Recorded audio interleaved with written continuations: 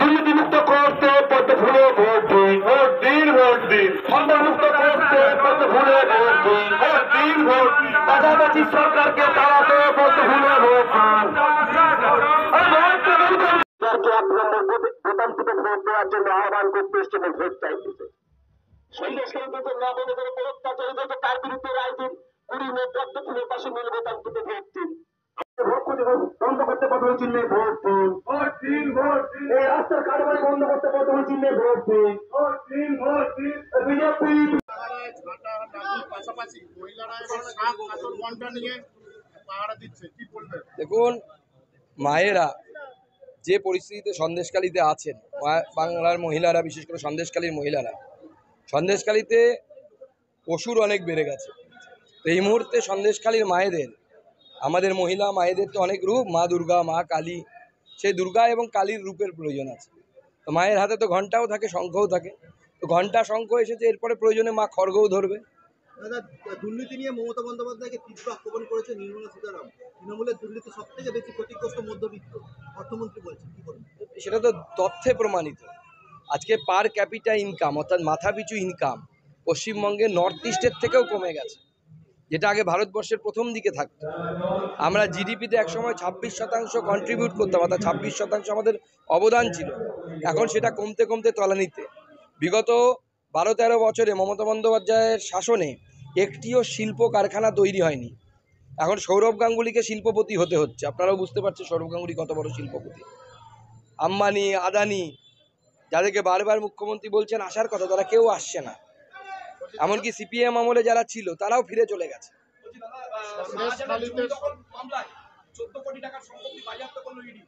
আর এ তো কিছুই না, হেমশৈলের চূড়া মাত্র।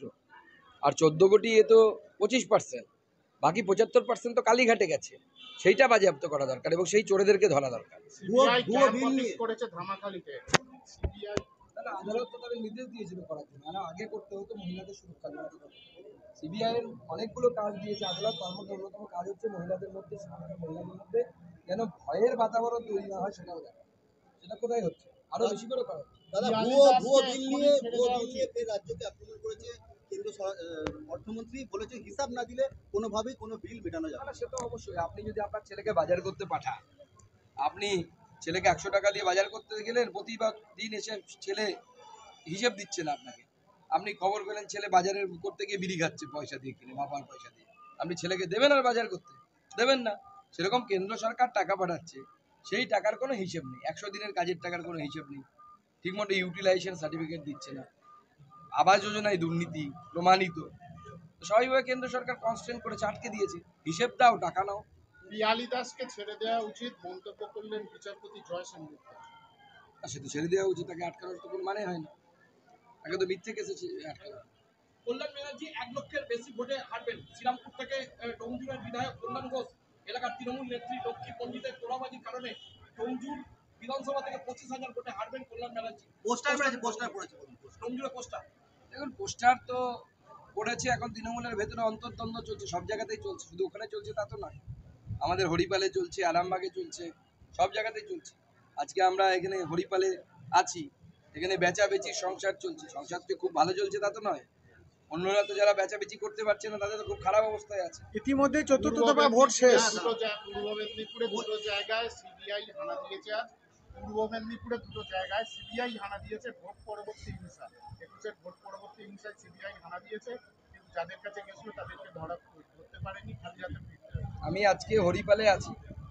হরিপালে শুনেছি প্রচুর তৃণমূল কংগ্রেসের গুন্ডা আছে যারা আমাদের বিজেপির কর্মী সমর্থকদেরকে ভয় দেখায়। এক যুবনেতা আছে, সে নাকি একসময় খেতে পেত না, এখন 30-40 কোটি টাকার মালিক। তো তাদের প্রত্যেককে বলছি, অতি বড় বেরো না, ঝড়ে পড়ে যাবে। তোমাদের নেতাই বলেছে, সেই নেতা অতি বড় বেড়ে গেছিল, সে এখন ঝড়ে পড়ে তিহারে ঘুমোচ্ছে। তোমরাও যদি সেই চাও, পোস্ট পোল ভায়োলেন্স, হিংসা, বরদাস্ত কিন্তু করা হবে না।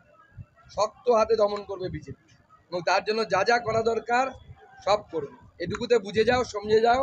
কারণ হিন্দিতে একটি কথা আছে, সমঝদারকে লিয়ে ইশারা হি কাফি হ্যায়। 25 লাখ ভুয়ো উপভোক্তা দেখিয়েছেন মুখ্যমন্ত্রী। সেখানে দেখাচ্ছে ট্যাক্সের টাকা কি করে দেবে, বাপের টাকা কিনা সেটাও বলেছিল।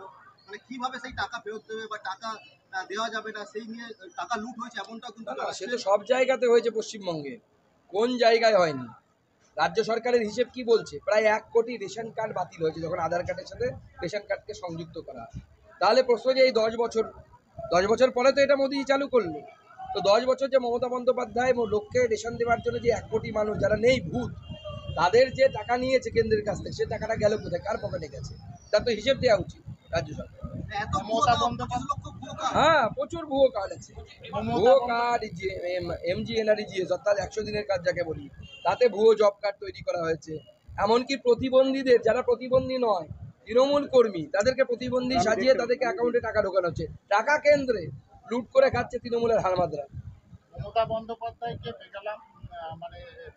বেলাগামভাবে আক্রমণ করেছেন অভিজিৎ গঙ্গোপাধ্যায়। তার বিরুদ্ধে নির্বাচন কমিশনে চিঠি লিখে এক্ষুনি স্টেপ নেওয়ার কথা জানিয়েছে তৃণমূল কংগ্রেস। কি বলবেন?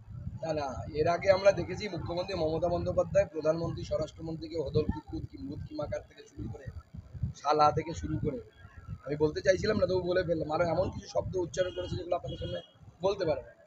আমরা জানতাম আগে পুরুষ মানুষের শালা হয়, এখন দেখতে পাচ্ছি মুখ্যমন্ত্রীরও শালা আছে, অসুবিধা নেই, কি আর করা যাবে। এবার বদলার কথা মমতার মুখে নন্দীগ্রামে আমায় অন্যায়ভাবে এটা কালকের কোশ্চেন হয়ে গেছে। চলো। দাদা, ইন্ডিয়া জোট নিয়ে ফের ভোট বদল মুখ্যমন্ত্রী মমতা বন্দ্যোপাধ্যায়। উনি বলছেন আমি বাইরে থেকে সাপোর্ট করবো, এই ইন্ডিয়া জোটটা আমি তৈরি করেছিলাম। দেখুন, উনি পৃথিবীটাই তৈরি করেছেন, শুধু ইন্ডিয়া জোট কেন, পৃথিবী তৈরি করেছেন, পশ্চিমবঙ্গ তৈরি করেছেন।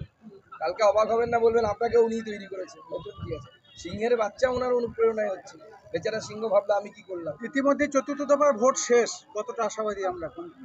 চতুর্থ দফা অব্দি 18টা সিটে ভোট হয়েছে, 18টা সিটে ভোট হয়েছে। 12টা সিট কমসে কম। আটকে রাখা হয়েছে, অন্যায়ভাবে আটকে রাখা হয়েছে। সে যেহেতু প্রতিবাদী, সেই প্রতিবাদী মুখ যেন বন্ধ থাকে, সেই জন্য আটকানোর চেষ্টা করছে। কতদিন বন্ধ রাখবে? দাদা, না, তৃণমূল অনেক রকম দুরভিসন্ধি থাকে, তো জেলায় জেলায় আমরা দেখতে পাচ্ছি এখন ট্রেজারিতে পোস্টাল ব্যালট পড়ে রয়েছে, এগুলোকেও সিকিউর করা উচিত। আমরা সেগুলো সব নির্বাচন কমিশনকে জানাচ্ছি। সন্দেশখালী নিয়ে মমতা বন্দ্যোপাধ্যায় ও অভিষেক বন্দ্যোপাধ্যায়কে খুন করার হুমকি দিয়ে পোস্টার ফুলবেড়িয়া 16 নম্বর জাতীয় সড়ক সংলগ্ন মুসলতলা এলাকায়। ও তৃণমূলই ফেলিয়েছে, দেখুন, সিম্প্যাথি ক্রিয়েট করা। সন্দেশখালী আমরা চাই মমতা বন্দ্যোপাধ্যায়, অভিষেক বন্দ্যোপাধ্যায় অনেক দিন বাঁচুন, মমতা বন্দ্যোপাধ্যায় 100 বছর বাঁচুন, কারণ ওনার চোখের সামনে ওনাকে হারাতে পারলে সেই মজাটা আলাদা।